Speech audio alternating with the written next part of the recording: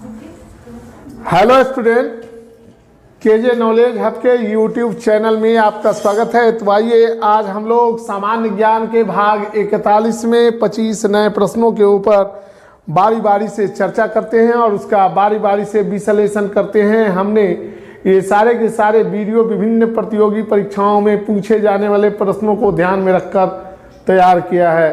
ये परीक्षाएं हैं NTPC, RRB, UPSC, BPSC, JPSC, UPSC, state PCS, LDC, SI, constable इत्यादि की जो परीक्षाओं में सामान्य प्रश्न पूछे जाते हैं सामान्य ज्ञान से, उसको लेकर के हमने इस वीडियो को तैयार किया है। तो स्टूडेंट, ये विशेषांक जो है एनटीपीसी की वर्तमान में होने वाली परीक्षाओं को ध्यान में रखकर और जो है यूपी कांस्टेबल और एसआई की होने वाली परीक्षाओं में पूछे जाने वाले प्रश्नों को ध्यान में रखकर तैयार किया गया है। तो हमारा पहला प्रश्न है 4.359 into 4.359 minus 1.641 into 1.641 upon 4.359 minus 1.641 का मान क्या होगा। तो देखते हैं, ये हमारा ए स्क्वायर है। तो सूत्र क्या होता है, ए स्क्वायर माइनस बी स्क्वायर बराबर होता है ए plus B, A minus B. तो हम इसको इसी फॉर्म में लाते हैं तो हो जाएगा 4.359 का स्क्वायर माइनस 1.641 का स्क्वायर अपॉन 4.359 माइनस 1.641 इक्वल हो जाएगा 4.359 माइनस प्लस 1.641, जगह कम है, इसको हम इधर देखते हैं। तो इसका जो हो जाएगा स्थिति ये होगा 4.359 प्लस 1.641 और दूसरा जो हमारा पद होगा A square minus B square, तो A plus B, A minus B, 4.359 minus 1.641 upon 4.359 minus 641। ये माइनस है, ये माइनस वाला भाग जो है कट गया, तो हमारे पास क्या बचा, ये बचा। तो 1 और 9 बराबर 10, 4 5 9 1 10, 6 3 9 1 10, 4 1 5 1 6, 6.0। तो हमारा ऑप्शन क्या है, ऑप्शन नंबर 3 है 6। हमारा आंसर क्या होगा 6। स्टूडेंट, अब हम अगले प्रश्न को देखते हैं। परमाणु के नाभिक में पाया जाने वाला भारी और उदासीन कण, वैसा कण जिस पर किसी प्रकार का आवेश ना हो, उसको उदासीन कण कहते हैं। तो आप जानते हैं परमाणु के अंतर्गत बहुत सारे कण पाए जाते हैं। इसमें electron, proton, neutron, meson, positron, neutrino, anti neutrino जैसे कण जो हैं पाए जाते हैं। लेकिन परमाणु के 3 मौलिक कण हैं, इलेक्ट्रॉन, प्रोटॉन और न्यूट्रॉन। तो इलेक्ट्रॉन जो है परमाणु के बाहरी कक्षाओं में नाभिक के चारों ओर वृत्ताकार पथों में चक्कर लगाते हैं, जबकि प्रोटॉन और न्यूट्रॉन जो हैं परमाणु के नाभिक में अवस्थित होते हैं। तो प्रोटॉन पर प्लस चार्ज होता है लेकिन न्यूट्रॉन पर किसी प्रकार का चार्ज नहीं होता है। तो हमारा ऑप्शन जो है इलेक्ट्रॉन, पॉजिट्रॉन, प्रोटॉन और न्यूट्रॉन है। तो हमारा उत्तर होगा न्यूट्रॉन। परमाणु के नाभिक में पाया जाने वाला भारी, ये भारी होता है, और उदासीन कण जो है वह न्यूट्रॉन है। स्टूडेंट, अब हम लोग प्रश्न संख्या 3 को देखते हैं। महात्मा गांधी के आध्यात्मिक गुरु कौन थे, गोपाल कृष्ण गोखले, लियो टॉल्स्टॉय, दादा भाई नौरोजी या बाल गंगाधर तिलक। तो जैसा कि आपको ज्ञात है, महात्मा गांधी के राजनीतिक गुरु गोपाल कृष्ण गोखले थे, जबकि महात्मा गांधी के आध्यात्मिक गुरु जो थे रूसी लेखक लियो टॉल्स्टॉय थे। तो हमारा उत्तर होगा लियो टॉल्स्टॉय।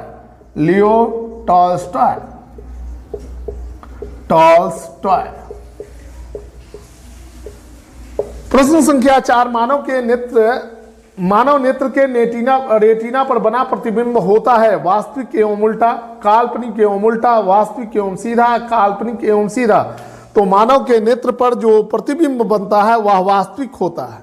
तो दो ऑप्शन वास्तविक के हैं, लेकिन वह प्रतिबिंब उल्टा बनता है और ऑप्टिक नर्व के द्वारा जब दिमाग को जो संदेश जाता है, हमारा दिमाग जो है उसको सीधा करके उस प्रतिबिंब को हमें बताता है। तो हमारा उत्तर होगा वास्तविक एवं उल्टा, वास्तविक एवं उल्टा।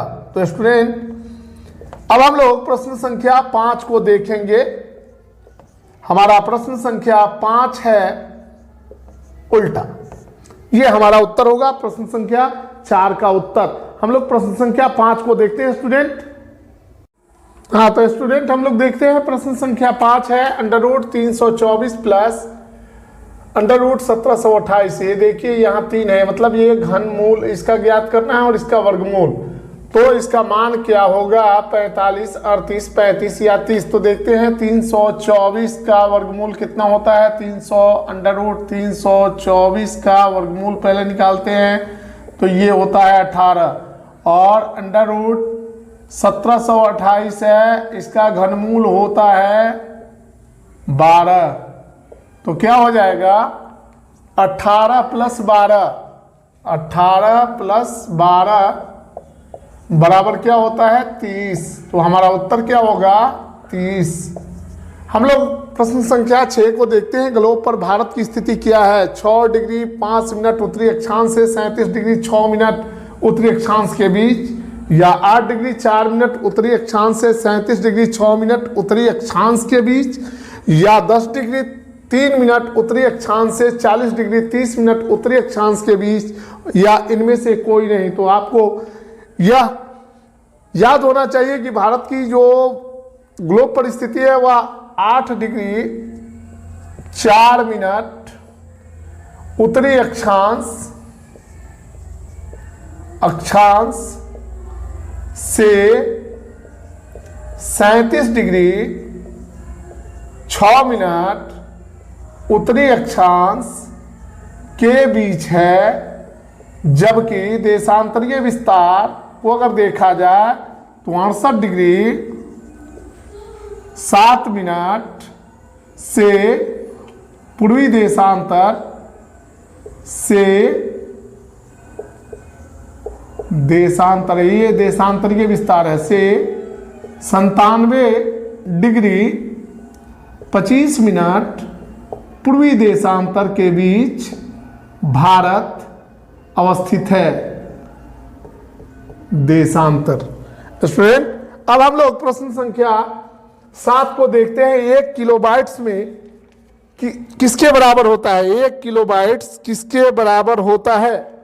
तो हमारा उत्तर होगा, देखते हैं 1000 बाइट्स, 1020 बाइट्स, 1024 बाइट्स या 1048 बाइट। तो ये स्टूडेंट ऐसे 1000 बाइट का 1 किलो बाइट्स होता है। तो लेकिन चूंकि कंप्यूटर में 2 के गुणज का ही इस्तेमाल होता है, इसलिए 1 किलोबाइट्स में 1024 बाइट्स होते हैं। हमारा उत्तर होगा 1024 बाइट्स। हमारा अगला सवाल है प्रश्न संख्या 8। ईरानी ट्रॉफी का संबंध किस खेल से है? क्रिकेट से, फुटबॉल से, हॉकी से या टेनिस से? तो भारत में फर्स्ट क्लास क्रिकेट से संबंधित है ईरानी ट्रॉफी। इसकी स्थापना 1959 में जेडार ईरानी के नाम पर की गई थी। तो हमारा उत्तर होगा क्रिकेट। स्टूडेंट, प्रश्न संख्या 9 को देखते हैं। इनमें से कौन सी नदी कृष्णा की सहायक नदी नहीं है?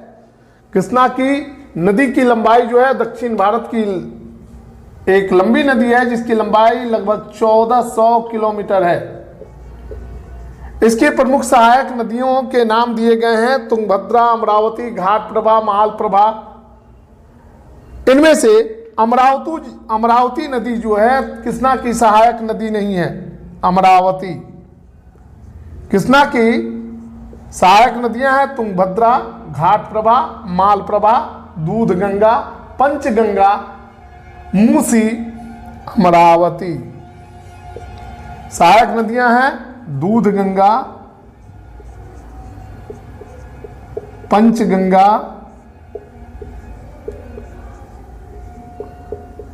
मूसी, तुंगभद्रा, मालप्रभा, घाटप्रभा, कोयना, कोयना और भीमा, कोयना और भीमा, ये कृष्णा की प्रमुख सहायक नदियां हैं। इसकी लंबाई 1400 किलोमीटर है। हमारा अगला सवाल है 10, प्रश्न संख्या 10। सालबाई की संधि ने अंग्रेजों तथा मराठों के बीच शांति बनाए रखी, मराठों तथा निजाम के बीच तनाव को बढ़ाया, आंग्ल यानी अंग्रेज मैसूर शत्रुता को बढ़ाया, या मराठों एवं मैसूर राज्य के संबंध सुधारे। तो 17 मई 1782 को मराठों और अंग्रेजों के बीच प्रथम अंग्रेज मराठा युद्ध के फलस्वरूप एक शांति समझौता हुआ था। 17 मई 1782 को एक समझौता हुआ था जिसको सालबाई की संधि के नाम से जाना जाता है। इस संधि ने अंग्रेजों तथा मराठों के बीच लगभग 20 वर्षों तक शांति बनाए रखा। 20 वर्ष तक ये शांति बनाए रखा। तो हमारा उत्तर होगा अंग्रेजों तथा मराठों के बीच 20 वर्षों तक शांति बनाए रखा, और यह संधि हुई थी 17 मई 1782 को। उत्तर होगा अंग्रेजों तथा मराठों के बीच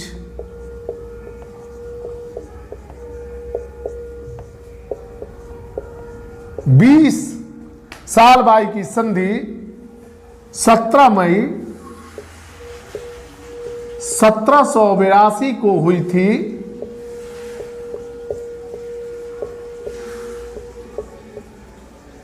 इस संधि के फलस्वरूप अंग्रेजों तथा मराठों के बीच 20 वर्ष तक लगभग शांति बना रहा। अब हम लोग स्टूडेंट प्रश्न संख्या 11 को देखते हैं। हमारा प्रश्न संख्या 11 है। हाँ तो स्टूडेंट देखते हैं प्रश्न संख्या 11। मुंबई का प्रवेश द्वार किसे कहा जाता है? इंडिया गेट को, चार मीनार को, अरब सागर को, या गेटवे ऑफ इंडिया को? तो गेटवे ऑफ इंडिया को मुंबई का प्रवेश द्वार कहा जाता है। हमारा उत्तर होगा gateway of India, gateway of India. इसका निर्माण जो है जॉर्ज विलियम पंचम के आने की खुशी में किया गया था 1911 में। कब हुआ था? 1911 में, जब जॉर्ज विलियम पंचम यहाँ आए हुए थे तो उसी समय उन्होंने भारत की राजधानी कोलकाता से दिल्ली स्थापित की थी और वे मुंबई में उतरे थे। वहाँ गेटवे ऑफ इंडिया बनाया गया है। नाभिकीय विखंडन में ट्रिगर का काम कौन करता है? यानी प्रहार करने का काम। पॉजिट्रॉन, न्यूट्रॉन, प्रोटॉन और इलेक्ट्रॉन। तो आप जानते हैं कि यूरेनियम का नाभिक जो है, यूरेनियम 235 का नाभिक अस्थायी होता है। यूरेनियम 235 के नाभिक पर जब मंद वेग वाले न्यूट्रॉन से प्रहार कराया जाता है तो ये क्रिप्टन और बेरियम में टूट जाता है। Ba56, krypton 36। और इसके अलावे जो है ऊर्जा का उत्पादन होता है और इसमें 3 मंद वेग वाले न्यूट्रॉन निकलते हैं। फिर ये अभिक्रिया को अगले नाभिक पर प्रहार करते हैं और इस प्रकार अगर अभिक्रिया नियंत्रित हो तो उससे परमाणु बिजली की उत्पत्ति होती है, और अगर अभिक्रिया को अनियंत्रित कर दिया जाए तो वह परमाणु बम के रूप में विस्फोटित हो जाता है। तो हमारा उत्तर होगा न्यूट्रॉन। न्यूट्रॉन की खोज 1932 में जेम्स चैडविक, एक ब्रिटिश भौतिक शास्त्री थे, ने की थी। उन्होंने बेरिलियम धातु पर अल्फा किरणों से प्रहार कराया था और प्रहार कराने के क्रम में उन्होंने देखा कि एक आवेशहीन कण की उत्पत्ति हुई। चूंकि उस कण पर किसी प्रकार का आवेश नहीं था, वह न्यूट्रल था, इसलिए चैडविक महोदय ने उसका नाम न्यूट्रॉन रखा। न्यूट्रॉन हमारा उत्तर होगा न्यूट्रॉन। भारत में कागज का आगमन कब हुआ? 11वीं शताब्दी में, 12वीं शताब्दी में, 13वीं शताब्दी में या 14वीं शताब्दी में? तो भारत में कागज का आगमन जो है 13वीं शताब्दी में माना जाता है। 13वीं शताब्दी के पहले भारत के लोग भोजपत्र का इस्तेमाल जो है कागज के रूप में करते थे, या ताम्र पत्रों पर या मिट्टी के पके हुए उस पर लिख करके उसको पका देते थे, उसका उपयोग किया जाता था। कराई का फुल फॉर्म क्या है?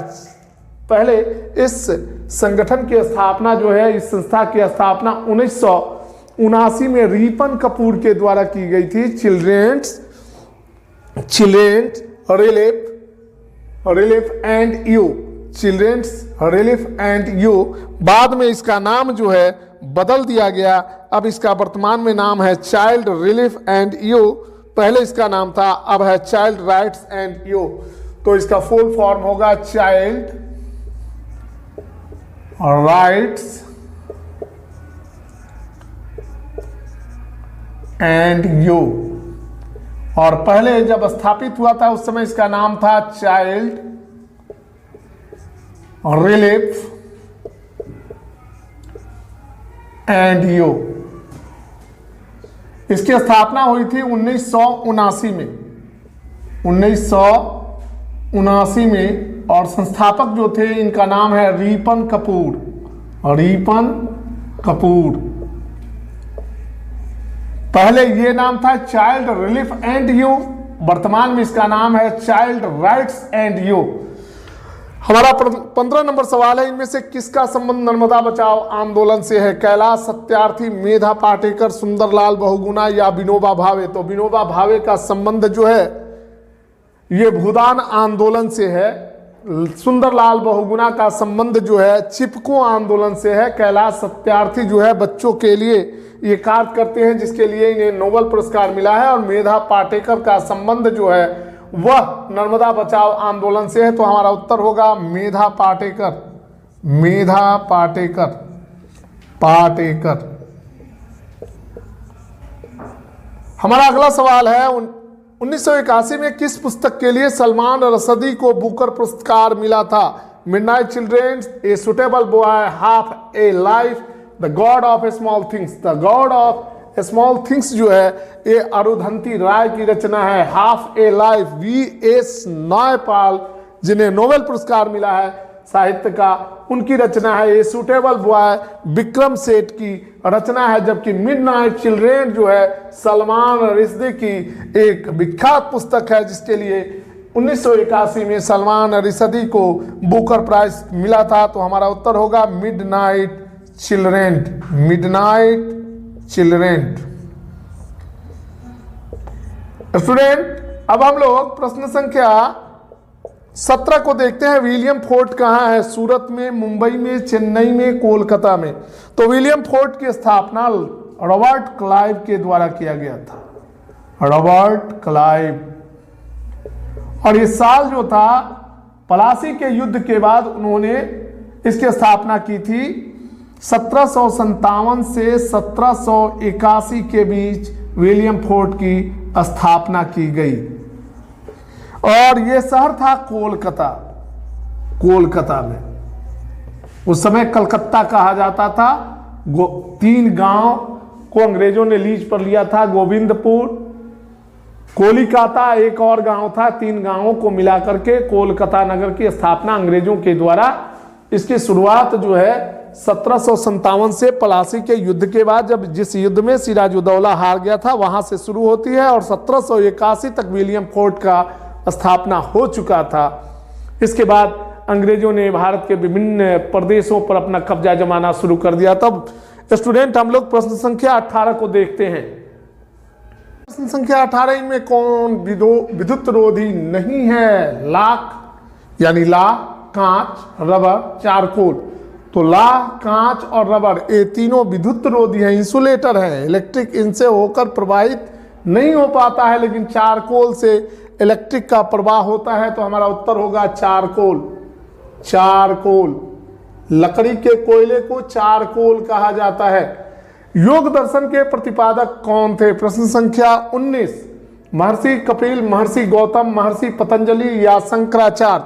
तो शंकराचार्य अद्वैतवाद के प्रतिपादक थे। महर्षि कपिल ने सांख्य दर्शन का प्रतिपादन किया था। महर्षि गौतम ने न्याय दर्शन का प्रतिपादन किया था, जबकि महर्षि पतंजलि ने योग दर्शन का प्रतिपादन किया था। तो हमारा उत्तर होगा महर्षि पतंजलि, महर्षि पतंजलि, पतंजलि।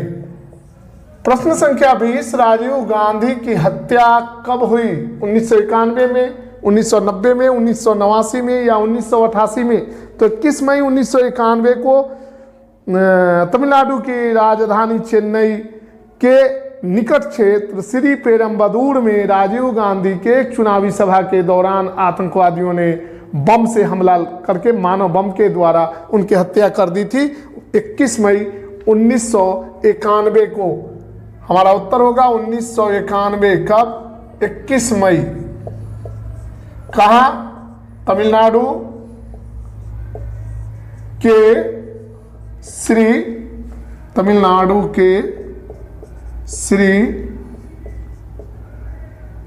पेरम्बदूर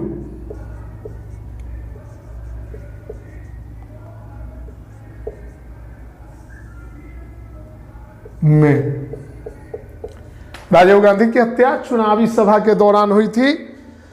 इसमें लिट्टे समर्थित आतंकवादियों का हाथ था। आरबीसी का निर्माण कहाँ होता है? प्रश्न संख्या 21। आरबीसी का निर्माण कहाँ होता है? हृदय में, अस्थि मज्जा में, वृक्क में या यकृत में, यानी हार्ट में, बोन मैरो में, किडनी में या लिवर में। तो हमारा उत्तर होगा बोन मैरो में, जो है हड्डियों के बीच जो खाली स्थान होता है उसमें बोन मैरो होता है, वहां पर आरबीसी का निर्माण होता है, यानी रेड ब्लड सेल्स का निर्माण होता है। हमारा उत्तर होगा अस्थि मज्जा में, यानी बोन मैरो में, अस्थि मज्जा में। हमारा अगला सवाल है प्रश्न संख्या 22। सलाल पनबिजली परियोजना किस नदी पर अवस्थित है? रावी नदी पर, झेलम नदी पर, सतलज नदी पर या चिनाब नदी पर? तो सलाल पनबिजली परियोजना जो है चिनाब नदी पर स्थापित की जा रही है, चिनाब नदी। हमारा उत्तर होगा चिनाब नदी। चिनाब नदी पर विश्व का सबसे ऊंचा पुल, तकरीबन 371 मीटर ऊंचाई का एक रेल पुल बनाया जा रहा है, चिनाब नदी। हमारा अगला प्रश्न है अस्थायी चुंबक किससे बनाए जाते हैं? इस्पात के, नरम लोहा यानी मृदु लोहा, तांबा या टीन के? तो अस्थायी चुंबक हमेशा नरम लोहे या मृदु लोहे से बनाए जाते हैं। हमारा उत्तर होगा नरम लोहा। स्टूडेंट, अब हम लोग प्रश्न संख्या 24 को देखते हैं। हमारा प्रश्न संख्या 24 है, इनमें कौन एक मानव हार्मोन है? Insulin, invertase, DNA, ascorbic acid. तो डीएनए जो है ये हमारे कोशिकाओं में पाया जाता है, ये एक हार्मोन नहीं है। इन्वर्टेज एक एंजाइम है जो पाचन के दौरान पाचन में सहायता करता है। एस्कॉर्बिक एसिड जो है यह पादप हार्मोन है, जबकि इंसुलिन मानव के पैंक्रियाज यानी अग्नाशय से निकलने वाला, अग्नाशय के लैंगरहैंस द्वीपिकाओं से निकलने वाला एक हार्मोन है जो हमारे शरीर में ब्लड शुगर को नियंत्रित रखता है। इसकी कमी से मनुष्य में डायबिटीज यानी मधुमेह यानी चीनी का रोग हो जाता है। तो हमारा उत्तर होगा इंसुलिन। स्टूडेंट, हमारा प्रश्न संख्या 25 है, झूठा सोना यानी फुल्स गोल्ड किसे कहा जाता है? फेरस ऑक्साइड को, फेरस क्लोराइड को, फेरिक क्लोराइड को या फेरिस डाइसल्फाइड को? तो फेरस या आयरन डाइसल्फाइड या फेरस डाइसल्फाइड को फुल्स गोल्ड के नाम से जाना जाता है, झूठा सोना के नाम से जाना जाता है। FeS2 यानी आयरन डाइसल्फाइड या फेरस डाइसल्फाइड।